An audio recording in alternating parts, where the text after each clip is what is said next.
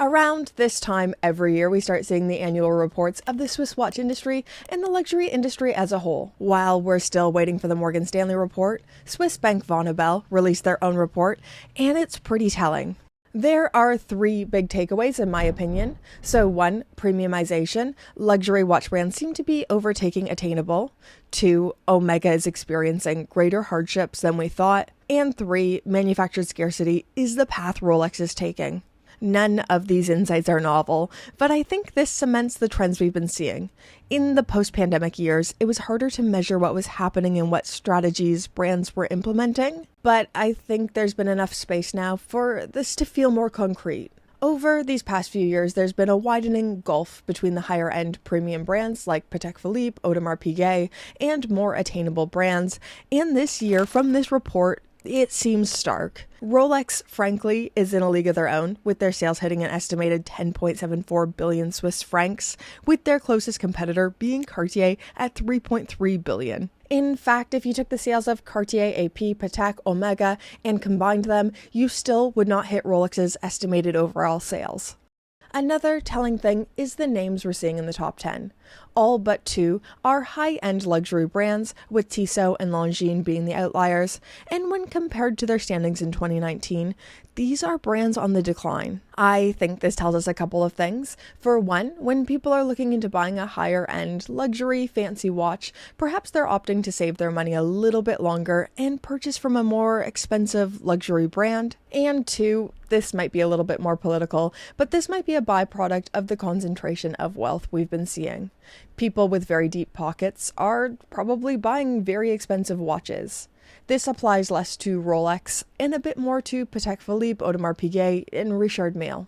Richard Mille is one of the most interesting case studies and probably the biggest indicator of this. I'm gonna put on a little table I've made. It's homemade. It's based off the Morgan Stanley Swiss Watch Report. I just find it easier to read. So in 2024, their turnover was about the same as 2025.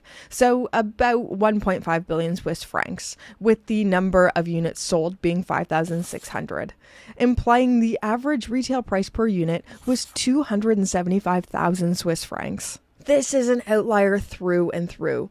Rolex, Cartier, AP are still selling to people with more money than sense, but absolutely no one is doing it at the level RM is. And I really believe RM has shown a lot of watch manufacturers that the way forward is selling to the few rather than selling to the average.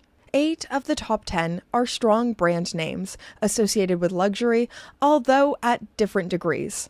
Is Rolex or Omega as luxurious as Patek or Vacheron? No. But if you asked a not watch person, is Rolex a luxury brand? Heck yes, they are. How much do those watches cost? Are you kidding?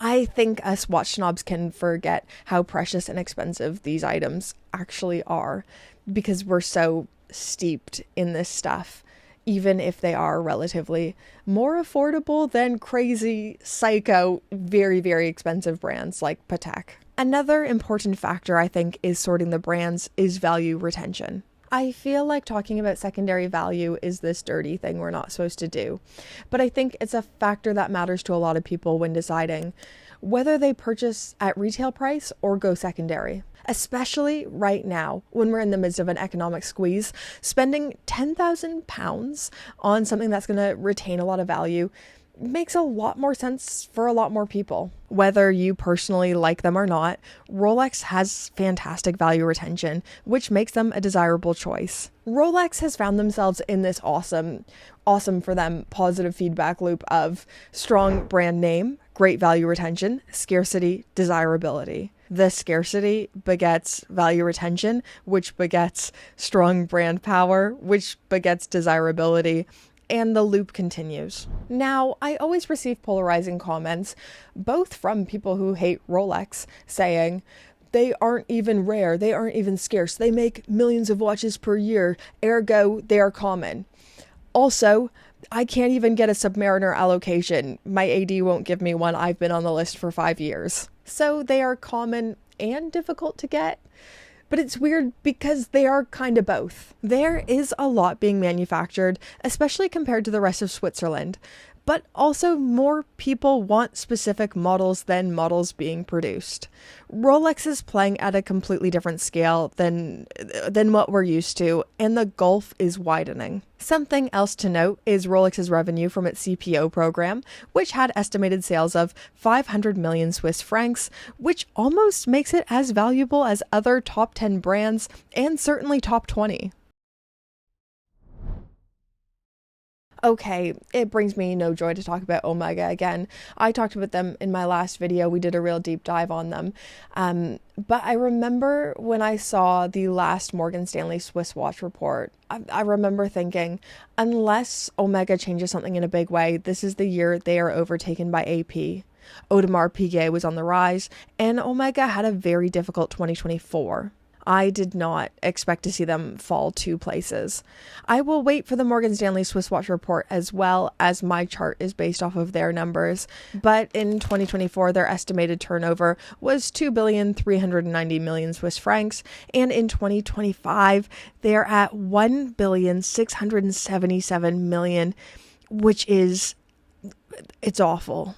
These are really tough numbers to swallow, and Swatch Group cannot be happy about this. 1.6 billion is still a massive number, but for reference, in 2023, it was 2.6 billion. In 2024, 2.39 billion, which I thought was a drastic decrease, but 2.39 to 1.6 is shocking. I'm not going to hang out here too long. As I was saying, my last video was about my general worries about Omega and their decline. So if you want a real deep dive on that, I highly recommend checking out that video. My quick assessment would be, it's been a while and the times are few and far between that I am excited for Omega. The last time I found them truly exciting was the white Speedmaster, and before that, maybe the green S&P 300s. 2025, there's been a few different Seamasters, and hoping whale customers buy the Canopus Gold Speedmasters that cost more than white gold Daytonas. Oh, they did change up the Planet Ocean. That did not excite me. That worried me. I feel like Swatch Group has no vision for Omega. I don't know where they're steering the ship. The catalog seems to be a clutter of Seamasters and Speedmasters that don't make sense, and I don't know where they're going. And to be clear, this brings me no joy to say. Omega is one of the most storied and important brands in Switzerland, and certainly one of my favorites, and the leadership and vision feels poor. And finally, scarcity, or more pointedly, perhaps a manufactured scarcity.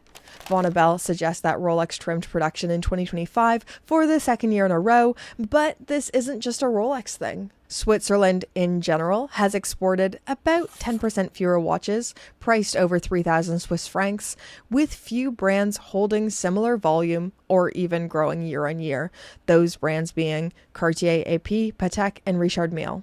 According to a Vontobel analyst, the pressure seems pretty acute for Richemont's IWC, JLC, and Panerai, Swatch Group's Omega, and Hublot at LVMH, all of which are heavily exposed to a more cyclical, male-skewed client base and softer markets such as China. I also wonder if this has led to Hublot pulling out of the World Cup for this year, and if some of the brands that are struggling, if they will need to pull out of some of their big, expensive sports contracts. Scarcity and higher prices is something we've been seeing a lot of brands leaning into, but only few can pull it off.